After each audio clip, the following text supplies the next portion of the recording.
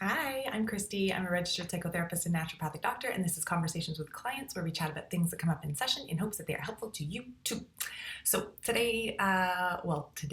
last time our conversation left off with a client who was new to me to therapy. She'd been in therapy for a while, but people kept telling her, you have to feel your feelings. You're not feeling your feelings enough. And she got super frustrated because she was like, if I knew how to do that, wouldn't be here. So we were going through a practice on how to actually go about feeling our feelings. This is part 2 of that conversation. If you have not watched part 1, you're going to want to pause and go back. Otherwise, you're going to be very confused at the random sound effects that are going to happen. So last time we talked about the R and the A of this 4-step process called RAIN, recognize and allow, were the first 2 steps. And today we're going to go into the I and the N. And the I is where we actually start to experience our feelings. The I is for investigate. And the sound it makes is hmm. And it makes that sound because this is where we're actually going to get curious. We're going to be curious about what this experience we are having actually is. Now, there's a trap. You are not investigating why you're feeling this way. The why is going to take you into the upstairs brain, and you are going to be in analysis. You're going to be analyzing why you feel this way and what happened and what this person did and all the story and all the narrative. That's not what we're doing. We are not going into the thinking brain. We are going into the experiencing brain. So we are going downstairs into the downstairs brain, and we are investigating what we are feeling, not why, what we are feeling.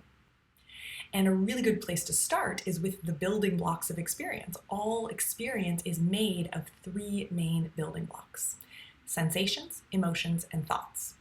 Sensations, emotions, thoughts. If you have no idea what I'm doing here, it's because you haven't watched some of the other videos. I'll link them. Dan Siegel's Hand Model of the Brain. You'll go back and you can watch it later. But 3 building blocks: sensations, emotions, thoughts. And so start with sensations. Start to feel in, start to sense, using your senses, start to sense in to what the sensations, what the physical feelings actually are. Start simple. Is it contracted and tight? Is it expansive and open? If it's contracted and tight, is there a quality to it? Is it squeezing or guarding or hardening? Is there a temperature to it? Is there a heat or warmth, or is it kind of cold? Is it neutral? Is there movement to it?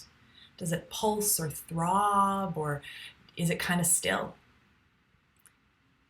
The point here is not to answer all of those questions. The point is to get into the physical experience, just sensing into it. Slow down here, take your time. Really actually get to know what this experience is. Get curious. What is this?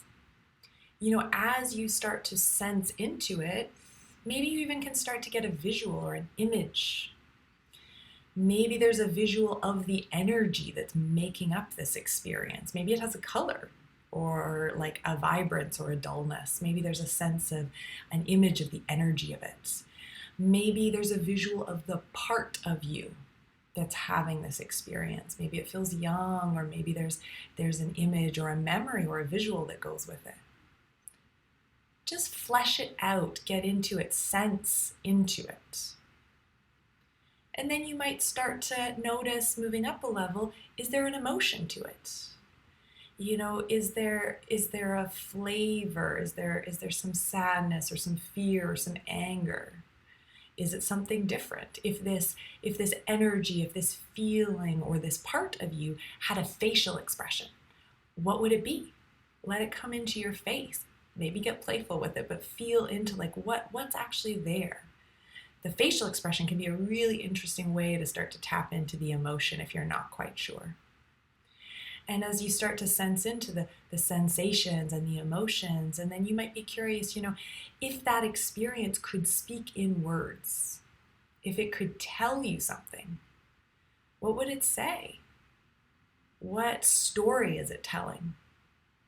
What is that part of you believing? Just sense into the experience. And as I said, don't worry about answering all those questions. Just really feel into the experience of what, not why, what is happening. So in my example, there was, aha, defensiveness.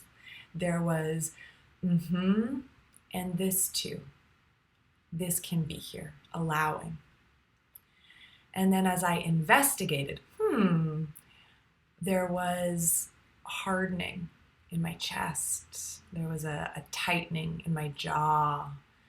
There was contraction. There was anger, outrage, righteousness, and this story about how I was right and they're wrong and how dare they criticize. And there was this part of me that kind of felt kind of young, that is just so not okay with the idea of being wrong. So recognized, allowed, investigated, and now the N. N is for nurture. And the sound that it makes is aw. And if you rolled your eyes at that, then I'm sorry to tell you, you're gonna have to get over yourself. This is about responding compassionately to the distress, to the suffering that is happening inside. And if you're not sure why that's important, or you want to dismiss that right off the bat, I did some videos on the neurology of self-compassion and self-criticism. They're probably for you. As a recovering cynic, I feel you. I get the cringe response to self-compassion and to responding with awe. There was a long period of time where I wore my tough love as like a badge of honor. I thought that was strength. And I was very, very, very wrong, and spent a lot of energy and time and money in therapy holding on to that. And if I'd gotten over myself sooner, I might have been here sooner. But the idea here is to respond compassionately, to take care of, to respond kindly, warmly to suffering and distress. That is the adaptive response. If something is suffering, if the suffering or distress is out there, we should care. If the suffering and distress is in here, we should care. So we want to respond compassionately to what is happening. What does that mean? How do we actually do that? Well, there's a lot of ways to do that. So many, in fact, that I'm probably going to do a few more videos on just all the forms that this N, this nurture, can take. For now, though, I did a video on self-compassion practices, which I will link here. That would be a really great place to start. Kristen Neff's 3-step practice on self-compassion. You're never going to go wrong with that one. That's a great place to start, and I will link that video here. You could also think about how you would respond to a dear friend or a kiddo, somebody you loved, a pet that was in distress.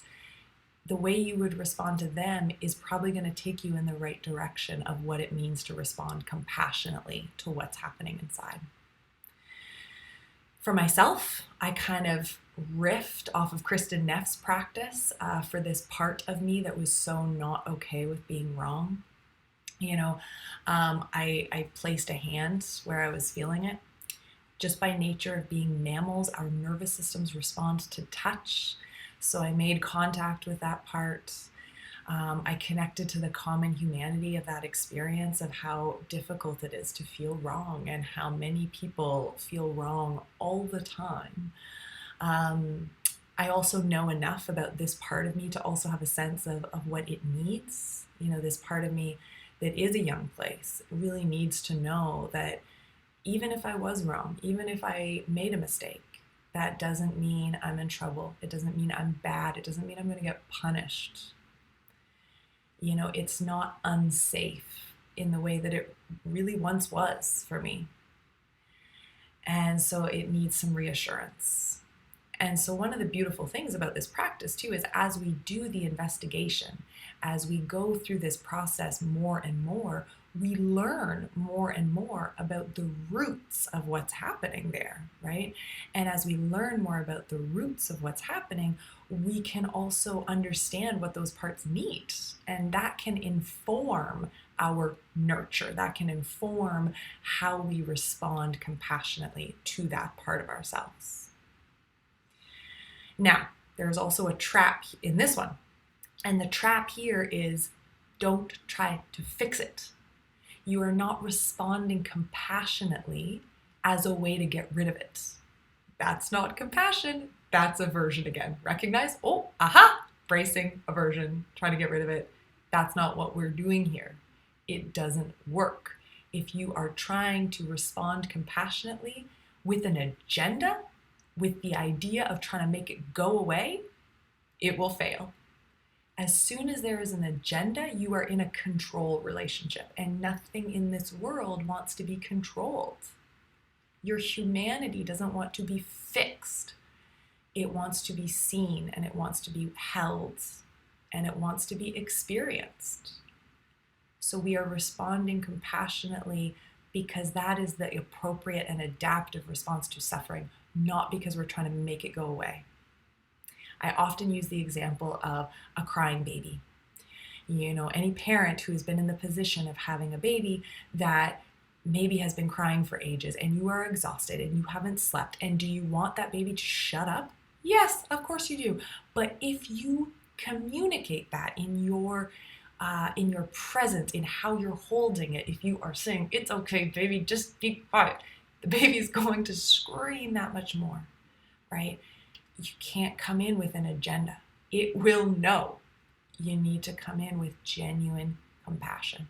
And if you can't, then, aha, recognize that, and then that needs attending to. Allow that, investigate that, nurture that, right?